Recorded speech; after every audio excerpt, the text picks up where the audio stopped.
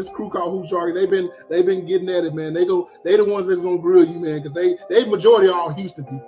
So that's shout out to Hoop Jargon. Man, I'm here with my man with Hoop Jargon, the best in the game, man. And you know I only let selected few in my circle. And this is a real dude right here. We gonna get down with the get down.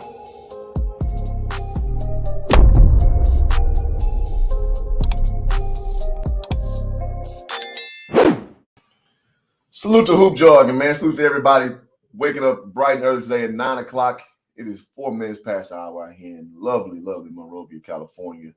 And before I get going, let's get the theme music going, man. Let's keep it thorough. Let's keep it righteous around here. All right, there we go. So let's talk about it, man. So, guys, I want to end this series that I've been doing for the upwards of about 2 years now. Well, almost 2 years. About Russell Westbrook and is he done? Because I know a lot of people have a lot of opinions about Russell Westbrook because he's a very galvanizing figure. He's a very polarizing figure. He's very exciting to watch. And there's a school of thought that says, is that what you're watching, is it substantive? Meaning, is it good basketball for layman's terms?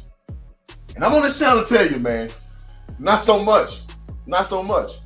And me having to be a Lakers fan, as you can see, it's kind of hard for me to. It's a little disheartening to watch his style of basketball and to see what the team is not getting from it. Now I commend Coach Darvin Ham coming in and expecting to change him, but it's like, you know what? It's almost like that old Project Pat song. Don't save him. You don't want to be like Russell Westbrook is who he is. But let me lay out my thesis, and again, as I always like to do. Let me lay a little backdrop, and I see everybody y'all trickling in. Appreciate y'all coming through the channel.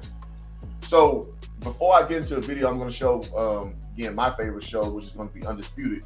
Shannon and Skip Bayless are going to talk about Russell Westbrook being named number 98 in the top 100 NBA players. That's a little rough, because if we know Russell Westbrook is like about 6 years removed from being the league MVP. He's only 33 years old. So I don't think it was 6 years ago. I think it was like 4 years ago, about 4 years ago, 3 years ago, somewhere to that effect. But at any rate, it's crazy how swiftly he's falling. But I'm going to chronicle this the proper way. So without further ado, let's go ahead and hop into that video with Skip and Shannon. And as always, I'll inject my commentary. So let me do a little share screen.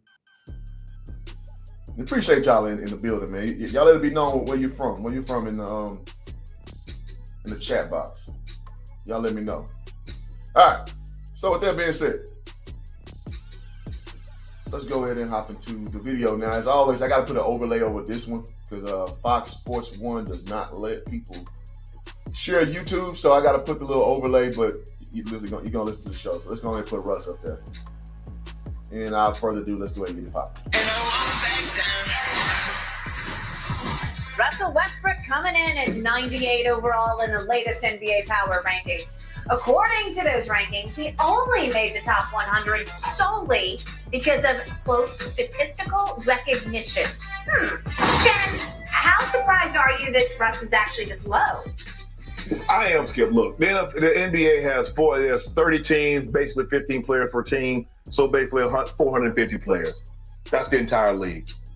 It's hard for me to see that there's 98 players. Do I think he's a top 10, top 15, top 30 player? No, I don't, Skip. I really don't. But damn, 98? Boy, that's real low, Skip. And I get it. And they said because of his statistics. Now, if you're looking at his statistics just last year, yeah, he averaged 18, 8, and 8. But it was an 7 and 7, 18, 7 and 7. I think it was 18, 8, and 8, Skip. Okay, let's give him close that. Enough. But here's the thing, Skip. It was an inefficient 18. If you like all-time, how is it if you average 8 assists, but you have 4 turnovers a game? How is that good? Now, the 8 rebounds are outstanding for a point guard. I'll give him that. He hustles. Yeah. But still, even that, Skip, I think last year did the biggest job to his reputation since he's been in the league. Because everybody got an opportunity to see, Skip, because they weren't watching when he was in Washington. They weren't watching in OKC. But now you get on the stage, the Lakers stage, and it's about championships. They don't give a damn about stats. No. Because even LeBron with his impressive resume, Bro, what you would do for us? We see what you did in Cleveland and Miami. We need you to give us 25 and 27 points and lead us to. And salute to Marvin, man. Marvin, you want to hang around and get on the panel later? You definitely welcome, man. Good to see you, brother. For a title. True. So Russ coming there with those, and they're like, bro, you got the worst hands we've ever seen. All these turnovers, we don't care nothing about you from LA. We'll turn on you because you're not winning games. And listen, man, Russell Westbrook brought this on himself. If y'all remember when he first came in, they asked about expectation. He said he had no expectations. He ain't got nothing to prove. Dude, that's not how it goes in Lakerland, man. You can't dictate the terms. You can't say how committed you are, right?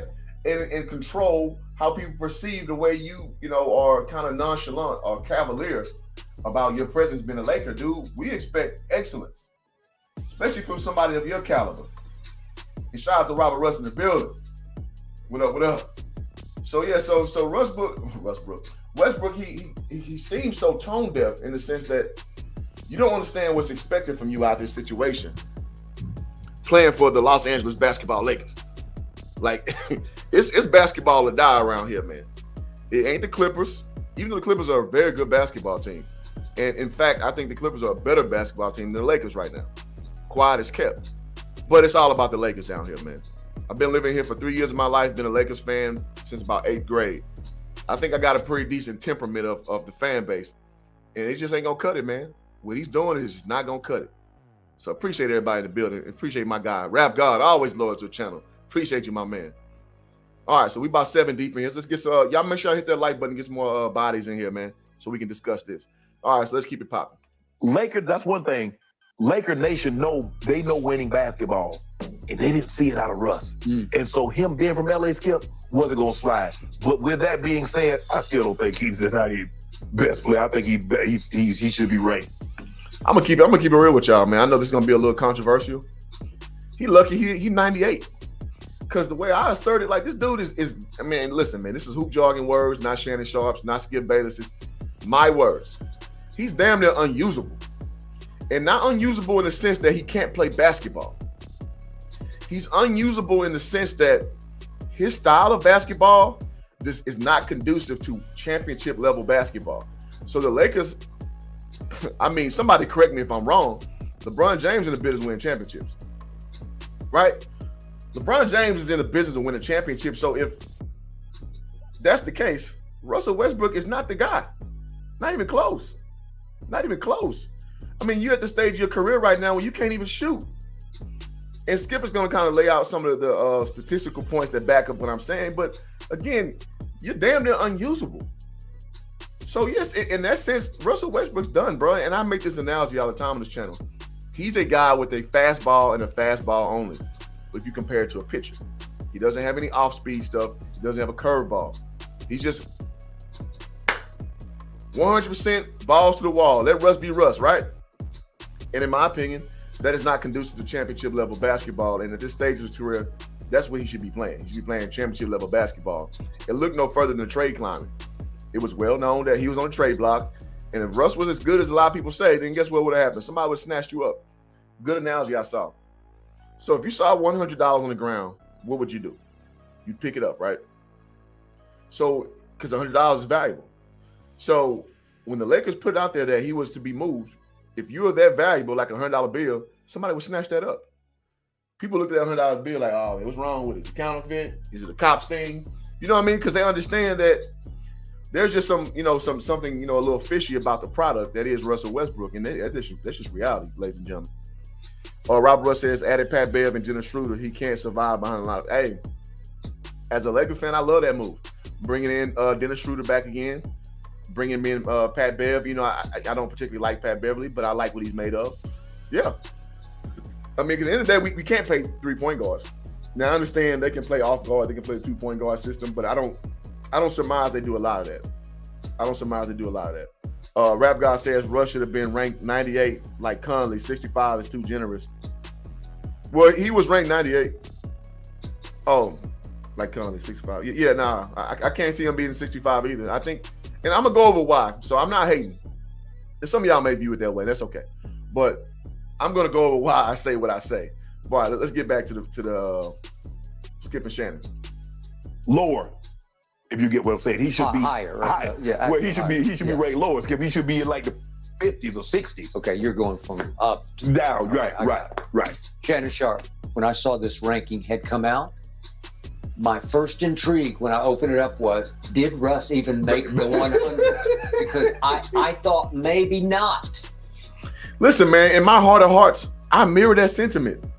I would not have been surprised if this dude was outside of the top 100. I would not be surprised. It would not strike me as weird to not see him there. Now, I understand people, again, who like him as an athlete and who want to see him do well and just are enamored with what he's done. But I'm a big proponent, man. Where you're ranked is not a lifetime achievement award. It's where you are right now, where you are in the moment. And in moment, I tell people all the time, I would, as a Laker fan, I would trade him for a cheese sandwich. And it's not because Russell Westbrook isn't as valuable as a cheese sandwich. I mean, obviously, I'm being facetious. However, it's almost like there's a team dynamic where there's an addition by subtraction. So having him gone will give us more of a better flow and as actual usable parts where guys who actually can help our team can help us ascend further. Because Westbrook, again, he only plays one way, and it's very hard to win with that style of play that he does. So that's all I'm saying when it comes to that. Rap God say he's not 110. I mean, I don't fully know how to quantify it, but I know it's not very high, in my opinion. All right, so let me put my overlay back on. Let's get going, because man, I swear, like every video I do, when I put Skip and Shannon show, man, they always hit the little restricted thing, and it just messes everything up. I'm not able to make money off these videos. So Undisputed does, ESPN never does. Oh, also, if you like the product that is Hoop Jargon, our goal of contributions is 3. So you can hit us via Cash App, you can hit us up via Super Chat. All is appreciated. You don't have to, but if it's in your heart to do so, I won't stop you. All right, so Rap God also says, I really have $1 million Lowry. Hey, yeah, I mean, because Lowry's a true point guard. And a lot of people get on Kyle Lowry because he's out of shape and all those good things. But at the end of the day, he's still a point guard. He's still a point guard in the sense that he knows floor spacing. He knows how to get the ball. The guys need the ball. He won't get in the way. And he's more of a cerebral player. So, yeah, absolutely. And he made 98. A rung above Christian Wood and 2 rungs above Grant Williams and the Celtics. Yeah, I would put him around Christian Wood. Yes, that's about accurate. Yes. I like both those players, seriously, from my heart. I would take Christian Wood way over Russell Westbrook because at least he has a niche. He has a position where you can use him as a floor spreading big who can get you points, and he doesn't necessarily have to have the ball in his hands primarily to do so. That's a skill set you can use in today's NBA. A ball-dominant point guard who's shooting career lows from 3 and from free throw and at the rim. That's hard, man. That's a tough bargain, man. Let's keep going. Heart, from my soul, right here, right now, those 2 players are a little more valuable to me than Russell Westbrook is. And he's only 33. It's not like he's 39. Facts. This dude, and they call it attrition. When you fall back so hard, so precipitously, the attrition level of where he's at right now is crazy because he's only 33 years old. He's only 33, ladies and gentlemen. But the way he's you having the atrophy of his skill set, it's like we're talking about a dude 36 years old still trying to get it done. And I say this all the time. I know I'm gonna lose some of y'all. This is very apropos to Allen Iverson's decline. When Iverson fell off, he fell off hard because he did not want to conform to his new role. It's not because he wasn't still great, not because he didn't have a very ballyhooed career. It's because the game passed AI up, and he was not willing to change. Because you know who else changed in their late career? Your boy Jason Kidd. Jason Kidd changed. Jason Kidd used to be a ball-dominant triple threat point guard. He turned to a 3-and-D point guard, basically. Distributing 3-and-D. That's what Jason Kidd became, ladies and gentlemen, at the end of his career. And you know what? It got him a championship at the end of his career. So can Russell Westbrook do this? And in my opinion, no, because why is that? Because he never played point guard in his life before he got to the NBA. So in my opinion, he doesn't have the mental fortitude to do it. And I'm not saying this dude is a dumb man. He runs a very successful car business out here in Los Angeles. I'm not saying he's dumb whatsoever. I'm saying his hoop IQ, he's dumb in that place. He's very dumb. He's very bullheaded. So, and the results only show it to be so. With Frank Vogel benching him in the fourth quarter. Him coming out shooting one of the worst percentages ever when he started his first 10 games for the Lakers. This is not conjecture, ladies and gentlemen. This is real talk. Let's continue. And it's not like he's Michael Jordan in Washington where you're just on. Yeah, and I like this comment too by Robert Russ. He says that Vince Carter changed. Yes. Listen, ladies and gentlemen, when the game passes you up, you got to be willing to change, because if you don't, the game is going to pass you up. It will. It's guaranteed. Kobe knew when to get out. He got at it, 36? He knew when to get out. He wasn't going to be 40 years old because he knew who he was. And he said himself, I'm not going to be in the league averaging those 17 points a game, because that's where Kobe was on the way to. He knew to get out. Russell said LeBron's even changed. He got to adapt to today's league. Absolutely. LeBron James has become more of primarily a distributor. And it's smart. When he deferred to AD, when we won the championship in the bubble, I mean, you can say it's the bubble. I get it. I don't fully count it either, but I mean, it is what it is. He still acquiesced his game to AD because he understood AD was the stronger vessel as far as talent is concerned. So, I mean, yeah, good players change. VC always had a jumper to fall back on. Yes, he had that too. Vince Carter did always have a jumper too. I totally agree with that, Rap God. All right, let's get back to it. Y'all hit that like button, man, on the way in. I see the numbers starting to go up. I appreciate y'all. Y'all hit that like button so we can get more people into here. Appreciate it as always. On fumes, and you're just sort of a ceremonial player. Mm-hmm. He should still be at the back end of his prime. Correct. And Shannon, in my life, I've never seen anything like this, because just a year before, when he joined the Lakers, he was viewed as a slam dunk first ballot Hall of Famer. Right. Gotham Chopra dropped a. Well, I mean, listen, he's still a first ballot Hall of Famer. Like that's not going to change because you have a less than stellar back into your prime, because he's already proven that. I mean, in my opinion, if you were NBA MVP, you're a first ballot Hall of Famer. That's not going to change. And as critical as I am of Russell Westbrook, I won't take away ever the fact that he is a first ballot Hall of Famer. He just is. He's earned that right. So, I mean, that's kind of a moot point. Let's see where Skip's going with that comment. Doc that opened, that premiered out here in LA ahead of last season, and all the Lakers were invited, and somehow the film failed that night, and they had to move to another theater. Maybe that was an omen. But the point was, I don't know what the hell they talking about on that one. So somebody in the chat can inform me. I don't know what they talking about. He was it. He had come home to realize his childhood dream of playing on this, whatever we call it now, the Crip stage, but the Staples stage. That was his dream come true. Right. He's the only one of all those Lakers on that roster. He grew up a diehard, dyed-in-the-wool Laker fan, purple and gold. Yes. And all of a sudden, he realizes his dream, and it becomes everybody's worst nightmare. His too. His too. His family's too. It got so. Yeah, and I'm about to address that. I think that's a very poignant point that Skip's hitting on. And shout out to Stan Miles in the building. It's much harder to change when you didn't have the skills to change too. Absolutely. And that's that's my whole point. That's my whole point when I'm saying with Russell Westbrook not being a point guard growing up. He was a shooting guard. So in his mind, he thinks attack. He thinks numbers, stats. He doesn't think let me acquiesce my game to elevate everybody else. And then once they get going, I get going. I.e. how Magic Johnson approached the game. I.e. how Jason Kidd approached the game. I.e. how Steve Nash approached the game. He doesn't view it that way. And ladies and gentlemen, I got to tell you, you can have the skills of a point guard. You can dribble real well. You can get to the cup real well. You can shoot real well. But if you don't understand how to distribute, you're an ineffective point guard, affectionately. Because let's juxtapose him to say like a Tony Parker. Tony Parker is a guy, when you look his stats up, he will never jump off the stats list as a guy who just tore it up.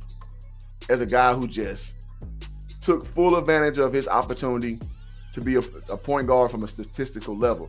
However, Tony Parker had a very high basketball IQ. So he knew how to pass to the pass to score. They call those hockey assists. So when you understand those things, statistically, you'll never jump off a stat sheet. But when you start talking to people who know basketball, they know you need a point guard like that, because that person is going to be selfless, not selfish, selfless for the greater good of the team. And that's what the point guard ultimately, that's what your job is to do. That's why you see guys like Gilbert Arenas, like Steve Francis, like John Wall. You don't see these dudes deep in the finals, in the playoffs for that matter. You generally don't see them deep because it's too easy to guard when you get to the later rounds. Dame Lillard, you don't see him there that often because the game is bigger than just the point guard position. The point guard position is a very important position. It's the linchpin to everybody else. However, individual performance from that level, no. Your other guys are valuable, man. Your 2 guard, valuable. Your 3, valuable. In today's game, the stretch 4, valuable. So if you're not utilizing these pieces, all those numbers you're putting up don't mean a damn thing. They don't mean diddly squat. And by the way, let's talk about God's doggone defense. Lord have mercy. Let's talk about defense. I'm going to put this stat up. So for everybody who says that I'm picking on Russell Westbrook, look this up, please. This is the defensive stat the month before the season was over.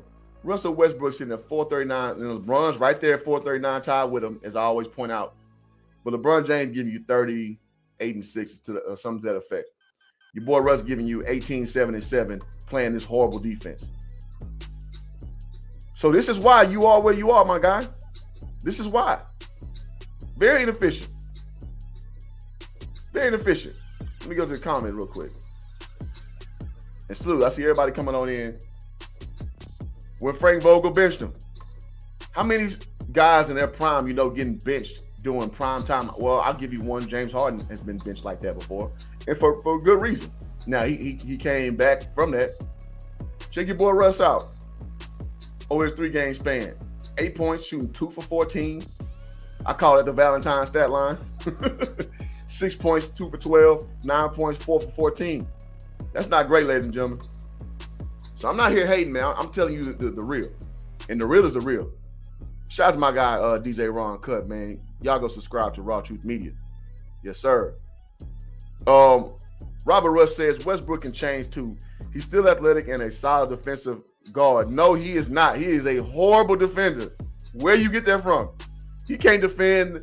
If my front door had a pack of toddlers outside, he couldn't defend my front door from them pack of toddlers. No, he's a horrible defender. He is horrible. I just gave you the stat line, so no, I don't agree with that at all, sir. He just needs to realize he's a slasher now. Well, he's a slasher if he wants to be one. That part I agree with. If he buys into being a slasher, then yeah. That's where he's destined to be at this stage of career. Not a dominant point guard off ball. Yeah, I'm with that part. That first part, defensive point guard. No, he is not. He's a horrible defender. Ian Key podcast said we cooking Westbrook again. Listen, man, and it's not about dissing Westbrook per se. It's about following my thought out, because when I first put this series out, people were saying I was hating. People saying I'm overreacting. But I just want to see the project through, because what I keep seeing from Westbrook is just congruent with what I said what the problem is with him. He's a bad winner. Well, a loser for that matter. I guess if you're a bad winner, you're a loser. It's just to me, because again, his IQ is just too low. He doesn't want to change. Rap God also says Westbrook never made NBA first, second, or third defense. Yeah, exactly. He's not a good defender. No, I ain't going with that. I need his stats. No, you can't play defense. Yeah, and hang around Ian Kidd, man. If y'all want to hop on the panel, we can do that. Russ says he can defend, he chooses not to. Well, I guess what? Yeah, listen, man. That's like saying, I can go make a lot of money, but I choose not to go make no money. So what are we really saying? You choose to be broke. What are you really saying? Yeah, I go earn 6 figures, but now I don't want to. All right, you still a non-earning person, bro. Like, I mean, it is what it is. All right. So I think I laid that foundation down. So let me continue on with Skip and Shannon. And again, y'all hit that like button, man. You guys are greatly appreciated, even if I don't agree with nothing you say. And again, remember our contribution goal is 3. We're currently at 0 right now. So if you like the product that is Hoop Jargon, you see the Cash App scrolling at the bottom. You can hit the super chat. $1 does not matter. Appreciate you either way. Bad that when he would get the ball at the 3-point line, especially a corner 3, the whole arena is groaning. No. Ain't that crazy? The whole arena telling you no, like they the surrogate head coach. Because you shoot so badly, the whole arena is saying no, don't shoot, and you are Russell Westbrook. Come on, bro. He had the worst three-point shooting statistics in the league. He was dead last. He was the fourth worst. Dead last in free throw percent. Now, if nothing else, man, you got to hit your free throws, man. And Russell Westbrook, career-wise, I think he's like an 82% free throw shooter before he kind of hit this decline. So he can hit them.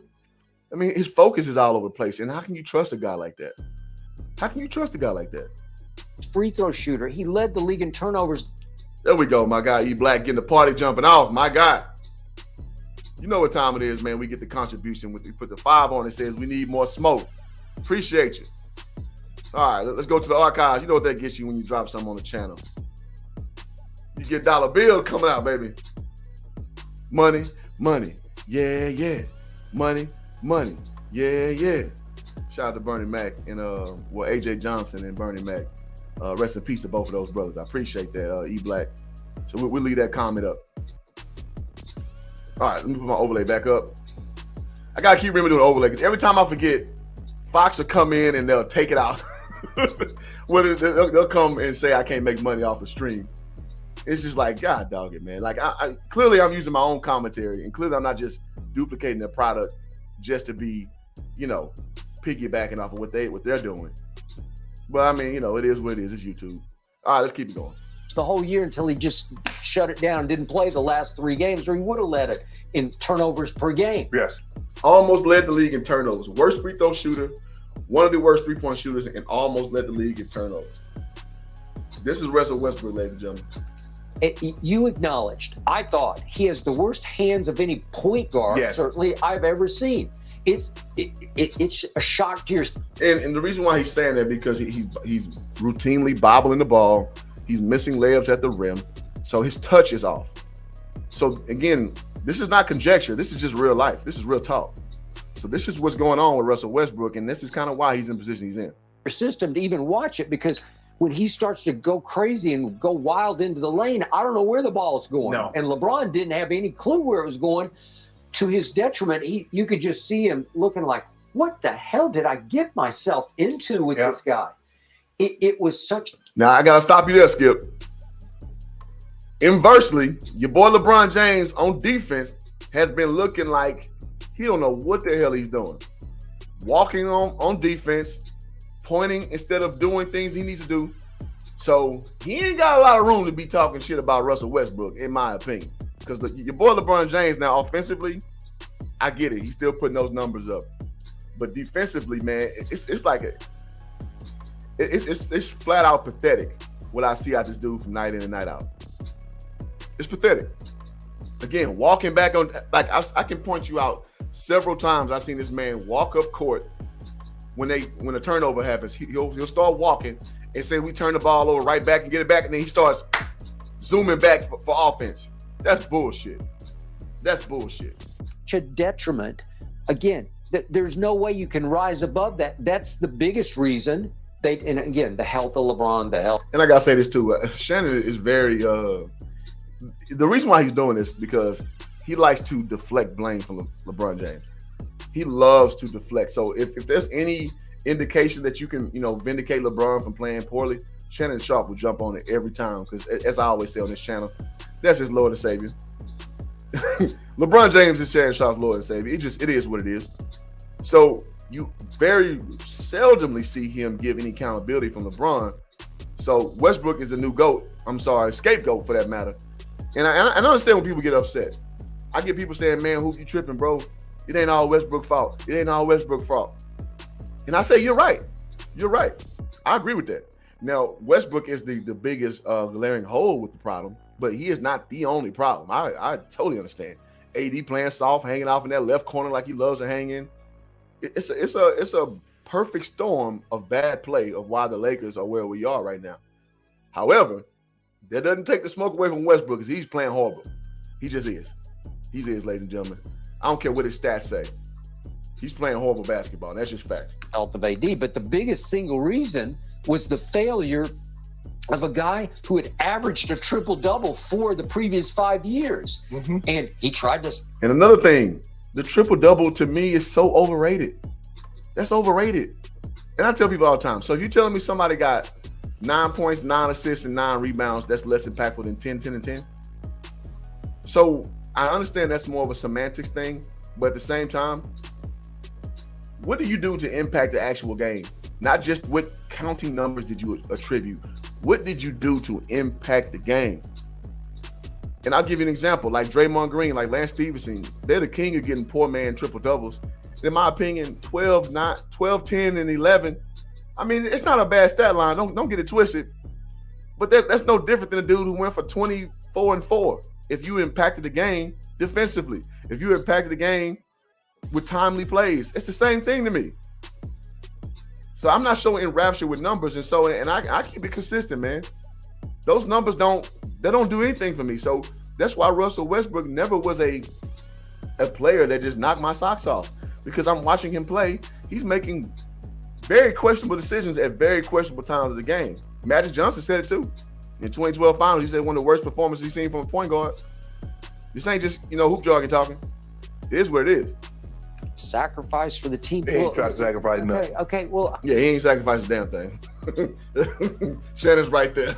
I get it. He would talk about it, and does he fit in or fit out, as LeBron used to say? Right.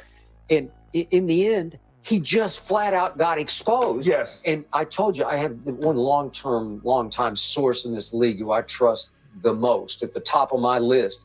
He texted me one night and he said, "You understand, this is the same Russ who was playing alongside KD and then playing alongside Harden and alongside Bradley Beal. It's the same guy. He was doing the same things. He just wasn't in the spotlight." Thank you.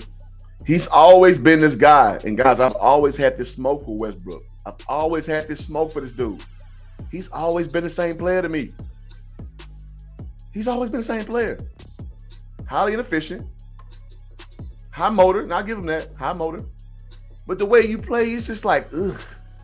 If I was playing with him, listen, man, I got previous information that KD did not want to play with this dude. Paul George did not want to play with this dude, but they like him because he's a good guy. He's a good guy, but they don't want to play with this dude. It's all about him.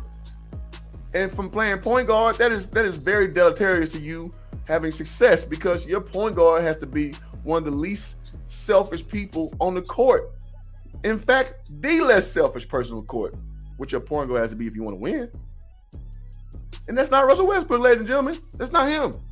Not like this. Mm-hmm. And in Oklahoma City, he had James Harden for a while, obviously, and they were loaded because they had Ibaka and they had Park, and it was something, and they got to the finals. But the onus, the spotlight, wasn't on him. And I still believe KD was so good at that stage. Yes. And so was James Harden coming off the bench. Yeah, he had to be. For KD to get to the... See, now I can't let James Harden off the hook. James Harden played like ASS in the finals. Now, he played well that San Antonio series. He did his thing. Looking like the next Black Mono Ginobili, that series. He played his ass off. But in the finals, he played horrible. So, no, I can only give him half credit for that. James Harden did not look good in the finals. He looked like he didn't belong on the court at sometimes. So, nah, I can't go that far, bro. NBA Finals with Russ handling the ball to get to the NBA Finals, to get to the conference finals. It camouflaged Russ's foibles and flaws. And No, it did not. If you know what you're looking at, no, it did not. I saw, again, ladies and gentlemen, I'm going to go to POV mode. So you can see me talking right now. Listen, I've been on this train for over a decade with Russell Westbrook. I've been on this train for over a decade. So it may hide his foibles based on everybody else's performance, maybe. But if you just were being honest about what you were seeing with Russell Westbrook, because people were just so quick to say he had the Kobe instinct, he had the Kobe killer mentality. Okay, that's cool. But you ain't had a Kobe game or the Kobe stature. So it doesn't matter. It's about based on what you are, what do you bring to the situation. And I just saw a whole bunch of steam and not a lot of talent that you can actually win with. That's all I care about. I'm a basketball's purist. So all I care about is what do you bring towards a championship product, especially when you get older. That's how I evaluate players. And your boy just ain't got it, man. It is what it is. So Rebel says AG injury dates back to high school with his growth spurt. Yes. And I saw a good analysis about how he's built. He's built very wispy. And so his body's just gonna always break down on him, man. Because you see how he's kind of like, and shout out to Chronicles Judah 144. He's the one who brought this up. He was saying how he kind of have a bird chest and he's kind of built like forward, and his body is kind of, more or less like a little baby deer. It's not made to last. He can lift weights all day. He just been, I ain't gonna say cursed, because I mean he's made a hell of a life for himself. But as far as longevity, his body's not built for that. Rap God says it's a triple single. Jay the king of that. Yeah, exactly. Those triple singles or those poor man triple doubles, man, they don't mean nothing to me, man. They just don't. I mean, I'll give you a kudos for going out there and performing at a high level, but I'm not gonna act like you changed the world because in name only you got a triple double. That doesn't mean anything to me. Let's keep going. And all the cracks in the foundation, where at that point, as you've always pointed out, he was so supremely athletic. He was so explosive athletically. And then if you start to wane even a little bit, all of a sudden, you can't quite get to the rack the way you used to. Right. Well, all of a sudden, what else can you do? Because you can't shoot a lick. That's why Chris Paul has been able to. Chris Paul was never athletic like those other point guards. No. He didn't jump high. No. He didn't have. But look, Chris Paul's 18 years in the league. Yes. Still being able to give people that work. But you want to talk about fundamentally sound? Yes. And clutch shooting one night at Staples in Game 6. Boy, Russ is that pretty good. Great point. Like Chris Paul, man, he's aging like fine wine. When the Rockets exiled him over to Oklahoma City, we thought he was there to die from a career standpoint. He took those guys to the playoffs and almost beat the Rockets in the first round. He goes to Phoenix and they are, premier championship contenders. Chris Paul is aging like fine wine, man. It's not because he's going out there and physically imposing, because he's playing point guard the right way. He's taking advantage of that mid-range game, and his cerebral cortex is very high. So it's just funny how you're looking at these two guys. I believe Chris Paul's a little older than Westbrook. Two different players, bro. Two different players. Girl, you can't wait to date and you can't wait to get rid of. I guess. And there you go. Russell Westbrook is that girl you can't wait to date and you can't wait to get rid of. And by that you mean it's attractive. And by attractive, I mean Westbrook brings you the statistics, he brings you the optics, he dunking, yelling in the crowd, all those things you like from a basketball perspective, especially from a casual fan perspective. But when you actually started getting to dealing with her, so that's the equivalent of her looking good, the top looking good, the back looking good, face looking good, all that, the hair, she smelled good. But then when I deal with you every day, I'm like, oh man, you're kind of a displeasure to be around. Like, I don't like talking to you. I don't like you like that. And that's kind of what he means by that reference, comparing him to a pretty girl.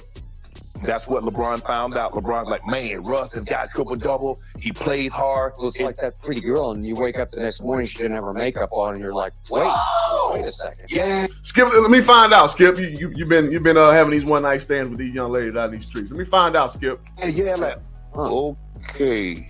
Okay. But you know what, Skip is me. Nah, what I love, Skip, that's why I get caught. I love hard. Yeah. I love hard. Mm-hmm. That's why I got to be careful what I love. Because, I go all in. Mm-hmm. That's what I do. I go all in. Baby, that's you. Mm-hmm. Whatever it is, hey, take it all off, put it up on the dresser, the body, wear the bonnet, the pee, whatever. Mm-hmm. The front leg, whatever it is. I got it. I'm gonna take all that because I love you. Let me find out you out here simping, Shannon. Let me find out you out here simping, my brother. Okay. Well, there you go. Shannon, are you the sneakily sensitive type guy? He is. Wow. See, even old girl sniffed it out. You sound a little simpish, my boy. You sound just a tad little simpish. This man here, rat. All right, let me save you two from this conversation. I should have asked that. All right, so again, I thought that was a good segment. That was a good segment they had on Undisputed again. I just think they run circles around First Take. It's just a way better product. So with that being said, I think I laid my thesis out with Russell Westbrook being number 98 overall. I think that's still high. I think it's still high. Now, I know most people will mirror Shannon's sentiment. Oh, man, you should at least be 30, 40, 50. No, I think him around Christian Wood is about right. Because I would take Christian Wood over him. I just would. So, no pun intended. I know those wood and wood sound the same. What they call those anagrams or some shit like that. But with that being said, I think Russell Westbrook is where he deserves to be. He's where he deserves to be. And I know it seems preposterous because his profile is so high, as in his name, but his production, yeah, that's about right. That's about right. The Shannon 50 yo. So I ain't trying to cast no aspersions on him, but I mean, he did sound a little simpish. I'm just saying. So again, man, our goal is 3 contributions right now. We're at 1. Shout out to eBlack TV getting the party started. So again, you get the cash app, you get the super chat, $2, $1, it doesn't matter. I appreciate y'all appreciating what I do here. So let's go ahead and drop the link, man. So let's see. So who, maybe, hey man, I like the channel. I respect your perspective, but nah, bro, you off base. Or hey, Hoop, man, you right on point. Or hey, Hoop, you don't know what you're talking about at all. I want everybody to come up here. So let's talk about it. Am I off base? Am I wrong? Am I right? What's going on? Let's talk about it. So y'all hit the like button too to get some more bodies in here. Let's hit that like button. Because listen, man, my whole thing with Westbrook is, I'll be sitting here lying to y'all if I say I don't like being right. I like being right. Now, I don't like to be right in a sense where I'm being unreasonable. I don't like being right to the element of where I'm being I'm picking on somebody per se. It's just funny when I see people speaking the affirmative for someone and they're being disingenuous with their assessment. That does kind of make me feel some type of way, and it does make me want to keep driving the point home. And I just gotta say, Russell Westbrook is a gift to keep on giving, man. Like I've been ahead of this train, and every time he kind of falls off a bit, it's just like, wow. Yeah, I said that. Like I told y'all that. Yeah, like this is who he is. It is what it is, man. Like I can't. Nor can you. You can't reverse engineer reality. Reality just is. It just is. Red Rock says you're exactly on point. I criticized Russ' game a decade in the finals versus the Heat. Hey. And I think in that, because everybody talks about that game, Russ went for 44. And he played a good statistical game, but as far as cerebrally, no. He didn't know when to defer to KD. He didn't know when to defer to Harden. It just was about, I'm getting to the basket and I'm going and I'm exploding to the basket. And all I'm saying is that's just not an effective way for a 6'3" guy to impose his will on a basketball game, especially in a series. Because the reason why that is because in a series, you focus more on defense as a team, as a collective. So you learn how to bracket guys out from not. It's almost like, yeah, I'm going to let you score 44 points and we still going to win the game. Good teams do that. That was a good team. And Eric Spoelstra, to the chagrin of LeBron James, to the chagrin of Dwayne Wade, to the chagrin of Chris Bosh, he made them be a defense-first team. Now, maybe not so much for Wade, but I remember Bosh saying something about how he wanted them to play defense and we just want to chill. These are Chris Bosh words, not mine.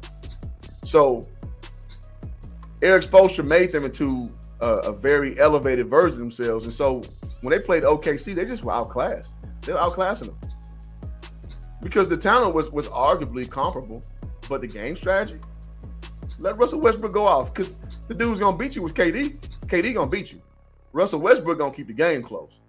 But you couldn't tell people in 2012 that's because, both guys were young. So, when a player has so much upside, it's hard to see where they are in the process.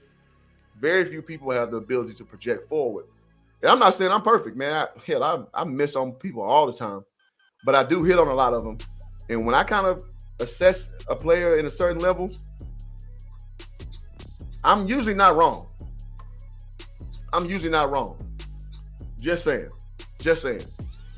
So, yeah, so 98 is fair to me. 98 is fair. Again, he lucky he's not lower. And I saw a story with Klay Thompson talking about he was mad. His shooting was 88 on freaking NBA 2K. But if you watched him in the finals this year in the playoffs, jumper was broke. I was like, you lucky it's even that high. That jumper broke. That jumper is broke, homie. So, and I got this, and I like Klay Thompson. I don't care for Russell Westbrook, but I'm gonna give you the same. I'm gonna give you the same smoke either way. Appreciate that, Robert Russ. So I'm gonna drop the link one more time, man. Let's come up and argue with Hoop, man. If you got something against what I said, if you think my assessment is off base, if you think I'm picking on Russell Westbrook, or if you just think I'm 100% right on point, you just want to add something else, come up here and do it. I said it. If you think my assessment is off base, if you think I'm picking on Russell Westbrook, bro. You gotta turn the YouTube off in the back. Oh, my bad. There you go.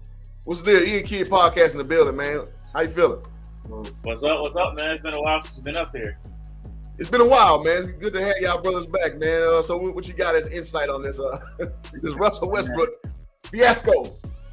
There's too many angles we can take this with Russ. I know everybody wants to jump on the bandwagon to go at Russ now. It's cool and popular because there's now – we saw it because we watch sports like that. But now that he's in LA, everybody can see what's going on, like how he really plays, how he's really a detriment to the team, any team he's on. Like they like to put these stats like, well, he has a whole bunch of triple doubles, he wins more than he loses, and it's like, well, when it comes down to it in the playoffs, he can get triple doubles all he wants, he'll lose. Like when he played Utah, and he tried to go at Ricky Rubio because I think the game before that, Ricky Rubio had a infamous game. He had a high point total and he had a triple double. And in his mind, it's an insult because I'm better than Ricky. He can't get a triple double on me and drop a lot of points. And then he was chasing out Ricky like he's a scorer. Like Ricky wants to pass the ball. Like you're not winning by chasing him down. He did the same thing with Dame. Yep, Dame. He tried to outshoot Dame, and that's not his game. It's just like, bro. And then the assignment he should have taken, if he was smart, would be trying to guard Donovan Mitchell because that's the person who was cooking the team. Not Ricky Rubio. Ricky Rubio is a pass first point guard. Ricky Rubio had a nice shooting game, but he's not a shooter. He's not a scorer. So then there's been other times where I wish I had a stat, but they had a stat where he was one of the guys who guarded the 3-point line the least. And you're a point guard. You need to be guarding the 3-point line because it's more likely that somebody you're guarding is going to be shooting a three. And it's been caught on film. He will try to get a rebound instead of guarding a guy on the 3-point line. I was just about to say, so that means you get sucked into other things and you're not being aware of your duties outside of watching the ball. That's what that means. Yeah, go ahead. Yeah, I agree, but it wasn't. We know what his duties were. His duties were to get a triple double, which you would see him going for a rebound. The guy was wide open on the 3-point line. Like, what are we doing? Even the point where you had, we said, Magic said that he saw the worst performance ever by a point guard in his life when they played the Miami Heat. Yes. This guy, he's so selfish. He'll take 40 shots to get 40 points, which is very inefficient. No matter what, just as long as his stats look good, and then most people, casual fans, are like, well, Russ had a triple-double. He had 40 points, but they don't point out how many shots he took. He had 7 turnovers. The defense he didn't play. How he really hurt the team. I mean, yeah, he'll give you one nasty dunking game, but if you lost the game, it doesn't matter. It really doesn't. You want to say something, bro? Oh, real quick, I wanted you to keep talking. Hope, real quick, this official cash out, right? The one with future on it. Say it again now. This is your cash out, the one with the picture with future on it, right? Yes, sir. All right, I want to make sure I appreciate that, man. Appreciate that. Let me get dollar bill ready, man. Appreciate that. Get a dollar bill. Dollar bill always ready to go, man. I'm telling y'all, when y'all want let dollar bill come out the woodworks, you ready, baby. Yeah, I got you. So I'll do it on the preliminary level. Dollar bill back out. Money. Yeah. I can say this real quick. I can't say this. Go for it, my brother. I've always been on the more lenient side when it comes to criticizing Russell, right? Because you said it earlier. He's not a bad guy. He's not a bad person. Guys like him as a person. When it comes to playing, he's stubborn and he only knows one way, and he's not willing to adjust.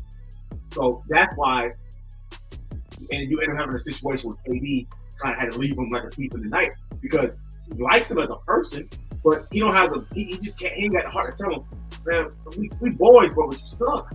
Like imagine you had your best friend, since like kindergarten. Like y'all been boys forever. Yeah.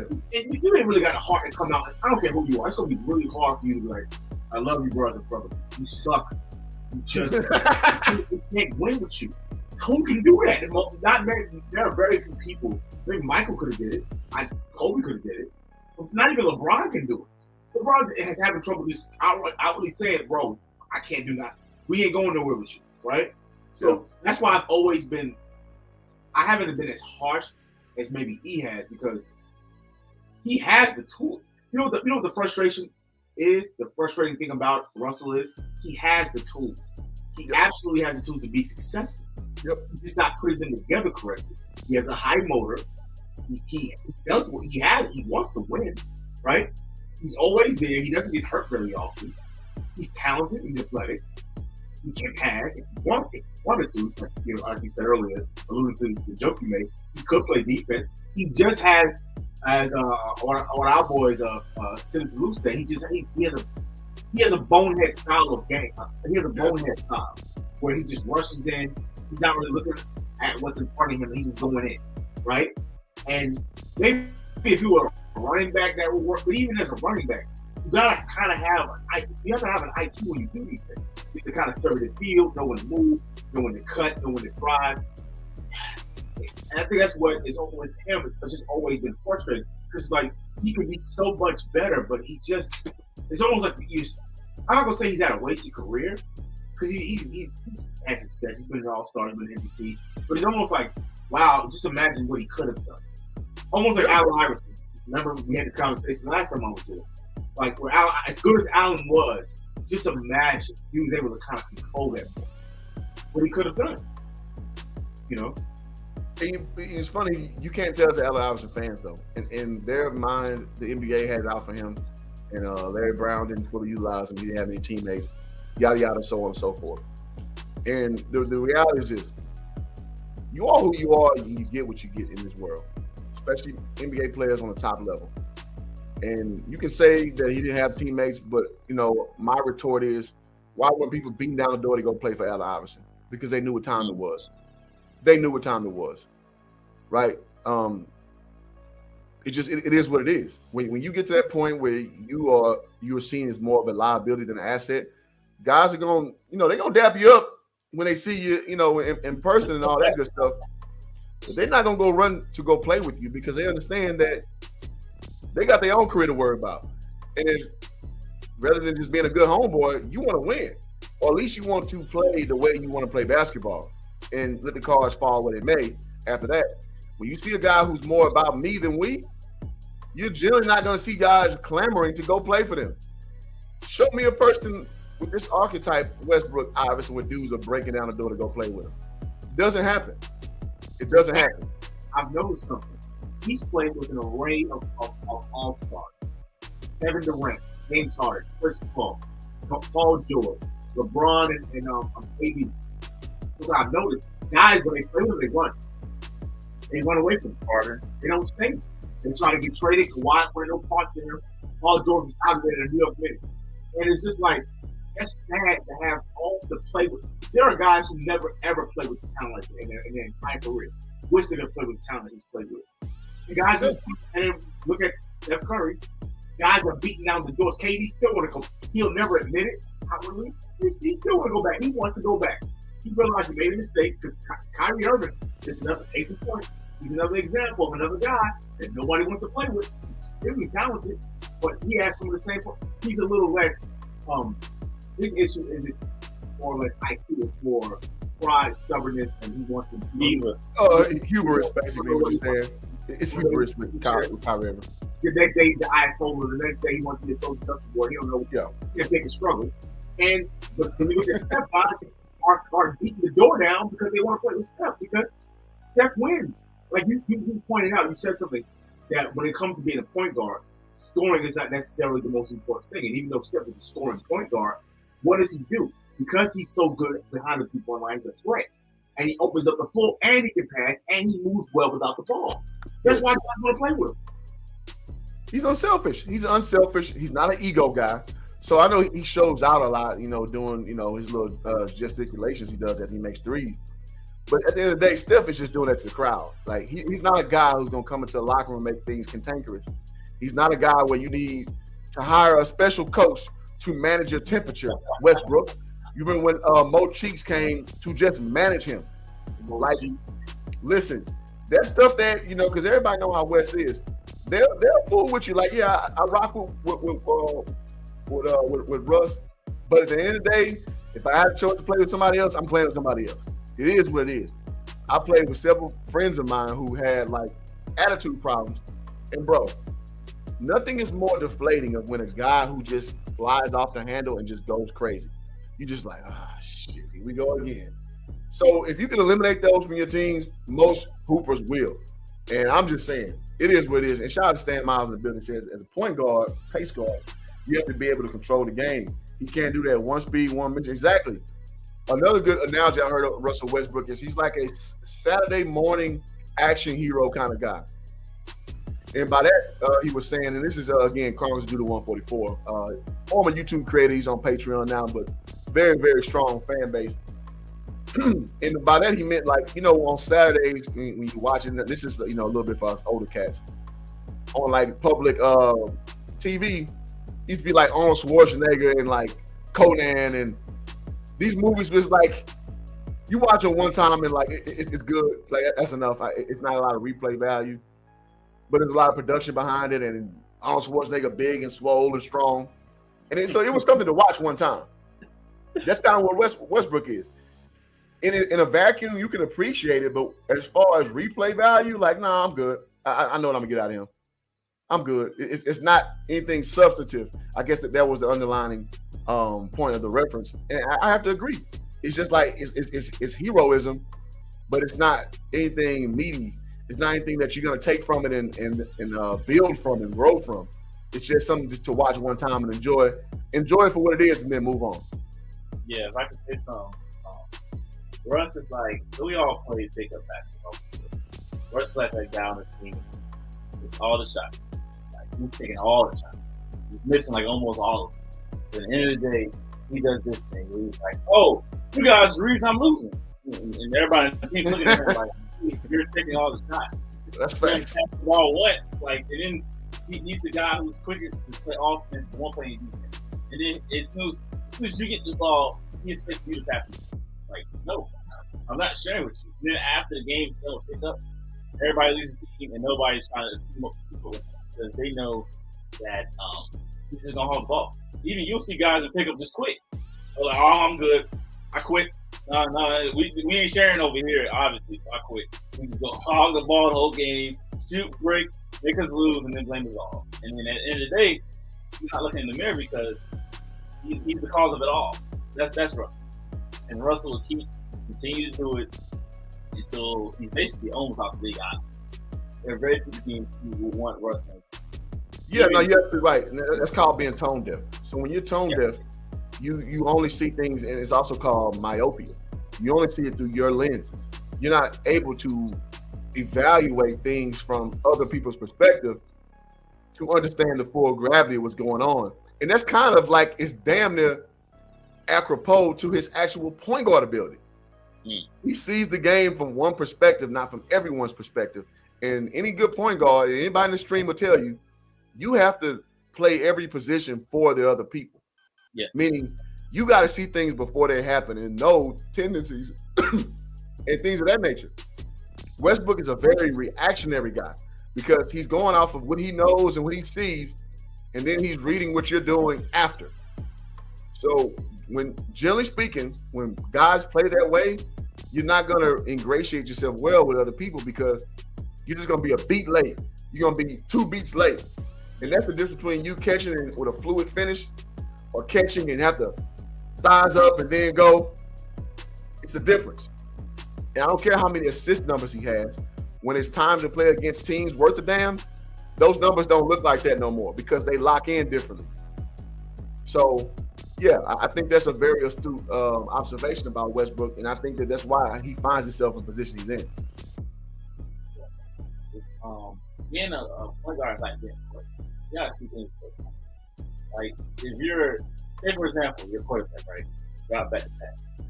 If you pass it even a second late, you're gonna get intercepted. You can't wait till the guy gets at his spot and then throws the football. He's getting picked off, and it might be a pick. You gotta make sure you throw it. You gotta throw it before he gets to the spot, but you also have to anticipate the see the action of where the ball's going, that he'll be able to make the play at the exact moment it happens. And Russ, nah, there's no anticipation. He's just gonna dump it down for 2 assists. Just to say he had in 10 assists, how many assists he had. Maybe he wasn't ball hauling. So you have high assist numbers, he's not leaving out a ball haul. John Wall. John Wall had one of the highest assist totals in the league, and people were like, I don't want to put him. Share the ball, he's selfish. And then when John Wall got injured, I think that one year, guys were happy. Guys were like, I want to play now. Oh, I'm playing Bradley Bill. We get the ball. Shoot, I get my turn now. Yeah. So, Yeah. it's just a thing where you got to be more about the team than yourself. Every player should be like that, but it's they should, especially that position. That's why I gave that reference to Tony Parker, because Tony Parker is not going to knock your socks off with stats. He won't. Yeah. But what Tony Parker will do is be a beacon of winning, because he is selfless, just like how you just said with Steph Curry. Those dudes understand team dynamic, and they understand the overall mental makeup of the team. You got to know when somebody, because it just is what it is, man. Basketball is comprised of so many personalities out there. Some guys can't get going if you feed them too early. Some guys need to get in the groove first. Some guys need to get the ball early so they won't start pouting. It's like you keep everybody happy by having an elevated sense of awareness for what your team is made up of. And those generally lead to very successful basketball teams. And as far as the passing thing, like you said, that's called throwing people open. So there's quarterbacks who throw reactionary, and there's quarterbacks who see it before it happens. And that's called throwing a guy open. And there's certain guys who just don't have the ability. They have the ability as far as physicality, but from a cerebral standpoint, they just don't know how to consistently throw people open because they don't see the game ahead of time. And that's just kind of what you see from point guards as well. And in my opinion, that's exactly what Westbrook is. Yeah, man, it's a very underrated part. I think the point guard starting to do that passing touch, like the vision, like Chris Paul is doing that. That's nothing. Everybody now is just about handles, getting your own shot, and getting the highlight. Everybody wants to be. Everybody wants not a center. They don't want to play with the pass. They don't want to be hostless. And then wonder why they're not having the success they do. So while the game has evolved and players are more multifaceted than they've ever been, there is this problem where everybody's trying to play how there's no position anymore. Nobody wants to play their part. Everybody wants to be the star and have all the tricks. That's not how it works. Somebody's got to do the dirty work. Somebody's got to be the point guard. Somebody's got to be the center. Somebody's got to be the rebound. Somebody's got to be the shot blocker. You need position.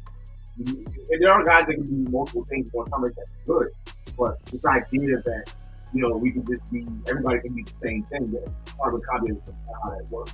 And also, you pointed out, it always irritated me when you had coaches. You need your coach to manage the guy because he's excellent. And they always use the same excuse for years on the carrying road. You should fuck neighborhood. I don't care about that. A lot of them look from rough neighborhoods. Sometimes you need somebody, and that's why I think Allen Iverson, as popular as he was, got as far as he did. Because Larry Brown, you know how to tell him to sit down and shut up. Larry Brown wasn't afraid to tell him, like, listen, I don't care how rich you think you are, but I'm the coach. You will listen to me. You will not keep putting my authority. Now in this day and age, you can't tell guys. That's like every tell that part. No. You don't have to all the tell. James Harden and Dwight Howard, they're stuck right now. And they want to hear that. What happened? Got bounced. Did they get bounced this year? This one. They got the Kevin McHale that part. I don't think they made the playoffs, or they fired him mid-season because he was telling them the truth. So you guys get no effort, you guys no defense, you guys totally play the team. And I was getting upset, James Harden was getting upset, but I was getting upset, and they fired him. I mean, they were having an horrible season, but it wasn't his fault. He was trying to tell guys how to play the right way, but they don't want to buy in. Reminds me of, because not to pick on Russ too much, but his archetype is not. It's very common in sports. Where you you talk about James Harden. The gall to not listen to a Hall of Famer, a 3-time Hall of Fame coach. Like, really? You put Larry Bird. Like, are you serious? You don't want to listen when he had to say, okay, fine. And fine.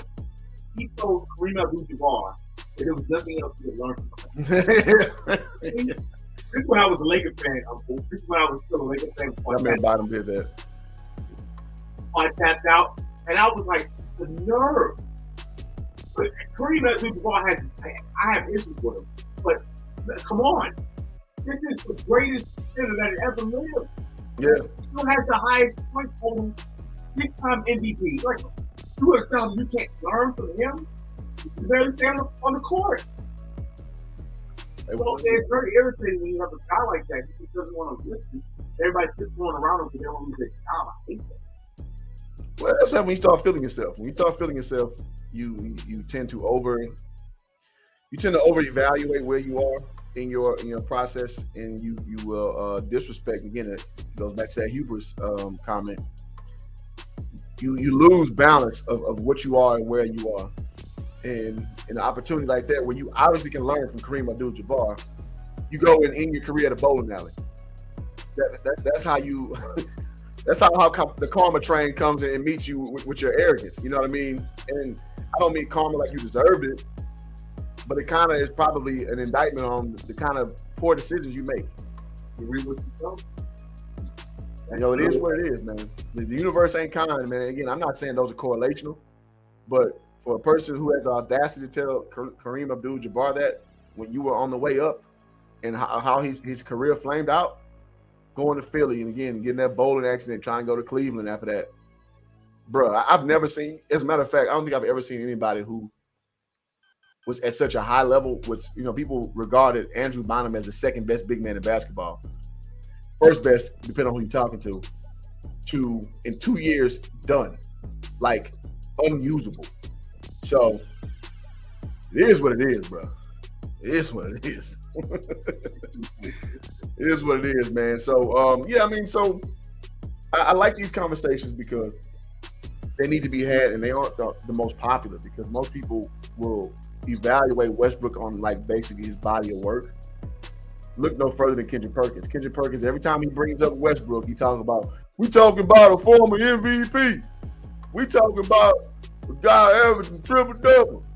Who gave you 20, 20, and 20. You know how Perk talk. Can I be real for a second? I'm going to say something that's a little, I'm going to be careful. Remember last time I was up here, and I said, a lot of this smoke behind Russ, guys like Perk, it's a good credit, bro. It's just, man, he a real one. I ain't trying to be that guy, but it really is a lot of that, he for the street, he for the people. I don't know. I guess they see something in him. I don't know what it is. Maybe because the league is becoming, if you've noticed, the league has become a lot more suburban, quote unquote, lately. You have a lot of kids going to the league, so it's basically become like a family trait where their fathers, or you might live to see a day where you got grandkids playing. Their dad, their uncle, their grandfather played in the league. It's becoming kind of a, an upper class kind of a league nowadays. Like look at Luka. His dad played. Steph and his brother, their dad plays. Klay Thompson, his dad played. There are a lot of guys who are going into leagues whose dad, they have the advantage because their dad kind of primed them for the league. And you notice, and I'm not trying to be funny, but the guys who had the dads in their life, especially the guys whose dad played or had some kind of involvement in prior years, they kind of have an advantage at doing that. Whereas you have the classic, guy with the single mom, a lot of them are kind of flaming out, or they're not reaching their full potential what they can do. And I think there's an air there. I'm not saying that's a correlation. There's a causation. Maybe people unconsciously are noticing that. Maybe they're noticing that shift in the league where it's not as better as it used to be. It's more polished, posh. Guys are more well spoken. Stop me if I'm going too far. No. I'm just pointing out, like maybe they just I don't know. Relax, I don't know. What is called is emotional intelligence. So attitude that means nothing to prop them up, and they're not being honest. Well, they're not in that regard. I'm sorry. No, I don't think that's off base. Again, it's called emotional intelligence. So people who have more of a well-rounded background, they tend to be able to deal with adversity better. They tend not to use emotion to govern their decisions. They look at it from a pragmatic standpoint because, again, they're emotionally balanced. They're emotionally intelligent. And generally speaking, you see more successful franchises, they will go ebb towards guys who had a more stable background because they know that when it's time like for wartime and when you need a leader, you need a guy who's not going to over-emote. You need a guy who's going to understand what's going on with everybody, identify it, give people what they need, and move forward. Great example is Tom Brady. Tom Brady, emotional intelligence is so high that they'll bring in problem guys and put their locker right by his. We saw it now. We saw it flame out with AB, but they also got a Super Bowl with that. We've seen them bring in Randy Moss. We've seen them bring in Ocho Cinco. We've seen them bring in Josh Gordon, when he had all that stuff going on with himself. Because they trust the emotional intelligence of the leader. And with guys like Steph Curry, you're not worried about a Draymond Green, who is pretty much their archetype of what you're saying. Single mother raised, very emotional. Because Draymond Green, as much as people say he's the leader of the team, he's a leader verbally. He talks the most. But as far as the emotional background of that team, it's Clay and Steph. Not even close. It's not even close. Just imagine a team led by Draymond Green. And he is the best player in the way he is. Now, I like Draymond Green. Draymond Green, I've liked him since college. So I'm just being honest with my assessment. You don't see a lot of teams that thrive with guys like that. Those guys are usually ancillary pieces, like Dennis Rodman, for example. You can't be led by a Dennis Rodman kind of guy. The kind of guy that needs to go relieve himself in Vegas so he can come back to the team and come back with a sound mind. Imagine that's your best player. Like Boogie Cousins. Come on. Like Boogie Cousins, you cannot. Now, his career kind of spiraled down because of injury. But when he was in the leadership position, he was losing. Boogie was losing. He couldn't control himself. Yes. That was the biggest. I like Boogie. But I think sometimes they gave him a bad rap. I think sometimes they did too much when they were asking these personal questions. But there were times when Boogie couldn't emotionally control himself. A perfect example of this. That teams that don't have mentally or emotionally stable players don't do it well. You love this, Cowboys. Jerry Jones has a habit of picking the worst characters. I'm talking about guys, including Dak. I like Dak, but Dak has alcohol problems. Dak has a troubled background with his family. With his dad, his brother committed suicide. I'm not knocking him for this, but Dak does have a troubled past, right? Sometimes he's not stable emotionally. Most times he is. He reels it in for the most part. But look at a guy like what's his name? The one that couldn't get no separation. What's his name? Des Bryant. Yeah, Des Bryant. Des Bryant's emotional wreck. What's his name? Was it a Pete Lee? No, he wasn't. Deke. I mean, I can name guys. Even going back to when they were winning. Greg Hardy. Even going back to when they were winning and getting Super Bowl. Michael Irvin had issues. Oh, Charles Haley. Charles Haley's like one of the most degenerate. Like, if you know Charles Haley's story, he's an asshole, man. Yeah. And when you have guys who are at the top of your organization, you're supposed to be a star player, or top players, and even your quarterback, he has issues. Well, there's no wonder why they can't get it. I understand, like, what's his name? His name is the owner of Jerry Jones kind of has this role thing. I'm going to get the roles. I'm going to get the unforgettable. Nobody wants to die. But this ain't the 90s no more, bro. And you at least had played, Troy Aikman. Yeah. He don't have that no more. He doesn't have Jimmy Jones. He doesn't have that stability anymore. Now he's always like interchanging coaches, and he keeps drafting and hiring the same type of players. And it's like, well, no done okay, so we need what's not here. Look at the makeup of his team. Well, I disagree a little bit with that. I think Dak is fine in that capacity. Now, does his family have those issues? Yes. He got into that fight in spring break before he got drafted. Yeah. But I think he's made the right stuff. I just think he don't have enough talent. I think Dak's biggest problem. He doesn't have enough talent. If you put his mind into a guy like let's say RG3, let's say a guy like what's another example of a big arm guy? Let's say Jamarcus Russell. If Dak had that, Dak would be a lot better. He don't have a lot to work with, in my opinion. He ain't that big. He's more girthy than he is like long. Yeah, I think he does a lot with what he's gifted, which ain't a lot. He's only like 6'2". He's not extremely athletic. I just don't think his game can match what's up here. He just can't do it. He just physically can't do it. I think that's the biggest detriment to him. But as far as the other people you laid out, yeah, absolutely. Des Bryant, no argument here. Greg Hardy, no argument here. That's what the Cowboys do. He was being drafted. Was his mother on crack? Huh? The fact that they would know that and ask that question. And I'm not saying, listen, you both people with, you can't usually want it, right? But it's like, if you're going to draft these guys, you got to get a coach around them to reel them in. That's why Draymond has been successful. Because you had guys like Mark Jackson, like Steve Kerr, and the organization to reel them in. He's like the same thing with Dennis Rodman. They know how to cultivate and use their powers when you need to use them. Agreed. Not for evil. So when Draymond goes a little too far off the rails, you reel him back in, you put him back out there. And he's successful. But if you have a bunch of guys like that and the coach is bad, or the people is not there, that's an accident waiting to happen. Agreed. You got to be able to rein that in. I agree with that all the way.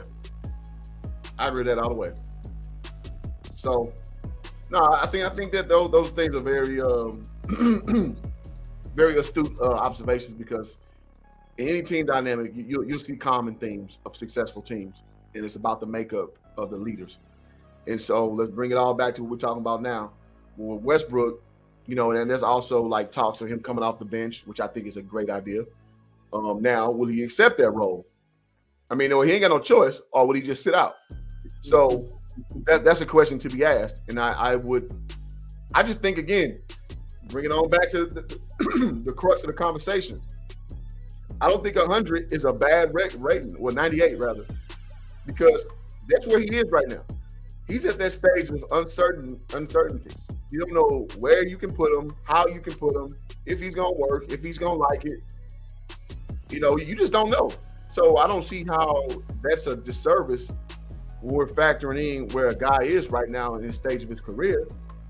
It is what it is. It is what it is. And the results show themselves to be so. So, yeah, that's kind of where I'm at with that. So, again, is Russell Westbrook done? No, not in the sense where he cannot contribute to a basketball team. But is he done as far as being an aspect of a championship level team? Put a fork in him, and you could have put that fork in him 5 years ago. That's just my opinion. Yeah, man. I think Westbrook's done. I think this is like probably his last or second to last opportunity for people like, okay, before we got you because you were a big star, and it brought attention to our team, media, and press.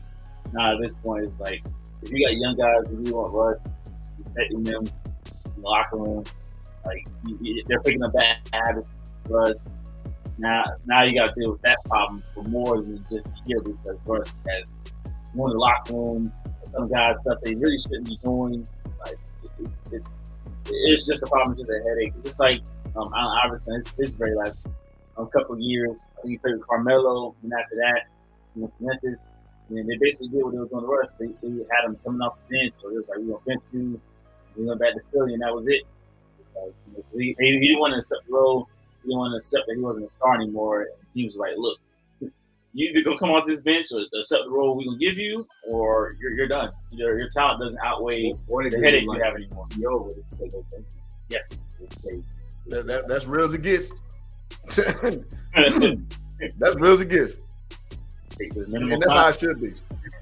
Real quick, before you go. Yeah, what's up? Somebody keeps saying that John Morant might be in danger of falling. Do you think that? You said, say it again now? Somebody in the chat, they were saying that John Morant is in danger of having similar outcomes like Westbrook. But I don't know if I necessarily agree, because John Morant, one, has a higher basketball IQ. he does play in a similar style. He's very athletic, very physical, and that's pretty fresh on his knees and joints in his body. And kind of winds up on that regard. But he's already ahead in some. Like he's already on his way to being the best player. He's a good passer. I don't necessarily think. I think he's more open to criticism and being disgusting to the Westbrook. I don't think he's disgusting. I can draw anything. I don't think Ja is necessarily on the Russell Westbrook train, but I guess to give credence to that comment, we all saw the stat that the Grizzlies played better from a record standpoint with him out. That can't be ignored. So there's some merit to that statement. I just think that what he's made of, he overcomes what's possibly happening while they're playing better without him. I think when they play against better teams, it's better to have him on the floor. So I won't typecast him yet, but that is an interesting premise because, I mean, the stat is a stat. They are exponentially better without him on the court as far as wins and losses concerned. So I can't call it. I'm gonna put a tab on that one. I haven't seen enough empirical evidence to really go with that. But to be continued on that notion. But I think it is fair. I think it is in bounds to just to say it on the front end, because 10 years ago, 12 years ago, when I was talking about Westbrook, it was blasphemy. It was blasphemy when I was talking my issue about Westbrook. I was like, nah, this dude ain't it. He ain't it. I'm sorry. So, I mean, some people can just get ahead of things. And so I don't see it that way as Rap God did, but he may be ahead of the curve on that one. Who knows? Who knows? But appreciate y'all, gentlemen. Y'all plug y'all channel real quick before y'all do, so y'all can get some stuff come y'all way before we land the plane on the show. All right, just give me 1 second. I'll put it in here. Okay. Yeah, we're gonna drop that link in the chat so y'all can follow Ian Kidd Podcast. They talk about sports and everything. Man, these guys are hilarious. They coming in and they don't get they straight opinion, man. No filter whatsoever. What's your thoughts on the Nia Long and maybe go situation? Oh shit, you in on that one? I just thought on my feet. I'm gonna say it like this, man. Like the old school used to say, you show me a fine chick, I'll show you somebody time to dealing with her. And Nia Long at the end of the day is 51 years old. It ain't the Nia Long we knew from Friday. Look no further than doing. Oh, too fun. I always hate when guys say that. It's like looks don't really attribute of how good of a person he is. Like, I mean, the dude. I mean, it's not right. He do what he do. That's up to him. But I mean, that's not. It's not a husband. They're not even married. Yeah, they're not. Yeah, he proposed to her. She didn't want to get married. They just been together. Wow, I thought they got married already. No, they're not. Yeah, he proposed to like in 2015. He proposed to her a long time ago. I mean, I wouldn't have been with her to begin with, but that's just me. It is what it is. Well, let me say this too. But they're trying to get him a year. I'm like, come on, my guy. A year? A year what? They're trying to suspend him from the league for a year. Yeah, I'm like, for that? Well, I guess they saying messing with somebody in the same organization is probably the impropriety because they want to not allow that, which on some level I understand. But I'm just like, weirdo. Come on, bro. It's happened before. It's happened before. They just don't like it when it gets out. You fraternize with people because then that looks at improper work practices and they can get you fined and all that good stuff. And I always encourage brothers, man, don't shit where you eat, man. Don't do that. That's not a good idea. Because when somebody get emotional, somebody gonna get told on, and it's usually the dude that's gonna take the hit from the public viewpoint. And yeah, just don't put yourself in a position like that. I like him. I think he's a good coach. He's a really good coach. You say what? For the channel. You guys check it out. You can get podcast. Oh, he has much niggas. I don't want to see him do it. I think he had to selfish. Really good. I mean, they were in the finals. He's a good coach. He really is. I don't think he get that far. He really surprised me. So I really hope they don't get to do it. He does need to be different. A year? Yes, a couple That's games. excessive. That's a lot of time. I mean, That's very excessive. All jokes to the side. That's excessive. Yeah, that's nuts. That's nuts. I mean, obviously there's a lot of information there, and I like to reserve my full opinion when I get more information, then I can speak on it with more fluency.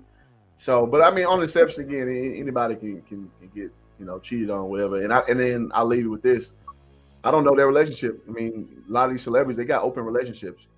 So just how I wasn't outraged that Jada Pinkett got caught up with August Alsina with Will Smith because I don't know their relationship. So I'm like, okay, yeah, they're two weirdos to me. So yeah, they probably have an open relationship, and Will dealt with it in the way he dealt with it. And I was like, okay, that makes sense because in that world, they rock a little different. But it wasn't about the action itself. It was just the way she was going out of her way to disrespect. That's another conversation. But it's just like, Agreed. I wouldn't deal with it, but I mean, I don't know their relationship though. The world to know. And Ume's case, he got caught with Xander because he gone. So it wasn't like he was trying to outwardly disrespect the girl. He kind of got caught. With Jada and the Will thing, it was just like he was outwardly trying to. You don't do that, especially you. They said who was doing that? Jada. Jada. I mean, he's trying to make him look better from the world. No, what she's trying to do is protect herself because that's what she is. She's a Baltimore chick. She's a round the way Baltimore chick who happens to be beautiful. So she got a lot of opportunities in life that her character didn't match up with. She wanted a Tupac kind of guy because she's a Baltimore chick. End up with a Will Smith because he's a safe guy. And in my opinion, their relationship dynamic is what it is past that point. But because she ended up with a safe guy, not the guy she really wanted. Yeah, that's all I got on that, man. Always fun talking to you, bro. Yeah, man, I appreciate y'all. For a month. Anywhere, we've been chilling. Is the link open? Yeah, did y'all drop y'all channel link for the guy? I dropped it, but it don't look like it's dropping. I don't know. It's not dropping. It's like.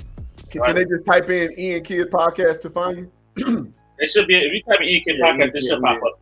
Okay, so yeah, you guys just put it in the search bar, Ian Kidd Podcast. Tell them I sent you over there. Y'all go check out their content, man, and y'all keep it locked in over here. I'm about to go eat because I'm hungry.